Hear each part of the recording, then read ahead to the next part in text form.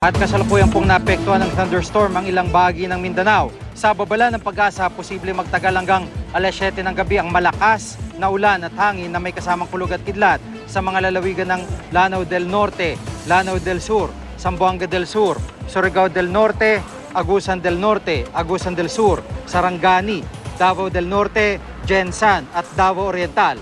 Babala po ng Pag-asa, mag-ingat sa posibleng pagbaha. Dahil naman sa tail end ng cold front sa extreme northern Luzon, magiging maulap at makakaranas ng mahinang ulan ang mga rehiyon ng Ilocos, Cordillera, Cagayan Valley, Central Luzon at maging Metro Manila. Sa datos ng Weather Central, mababa ang tsansa ng ulan sa Metro Manila bukas. Magpapatuloy yan sa susunod na 5 araw. Bagyang maulap na langit at mahinang ulan ang mararanasan sa iba pang bahagi ng Luzon, maliban sa ilang lugar sa Central Luzon kung saan posible ang hanggang katamtamang ulan. Mahinang ulan at bagyang maulap naman na papawirin ang mararanasan sa malaking bahagi ng Visayas at Mindanao. Dahil naman po sa hanging amihan, posibleng umabot sa hanggang 4 na metro mahigit ang tasang alon sa northern at western seaboard ng northern Luzon. Babala po ng Pag-asa sa mga gumagamit ng maliliit na sasakyang pandagat, iwasan munang pumalaot sa mga nabanggit na baybayin.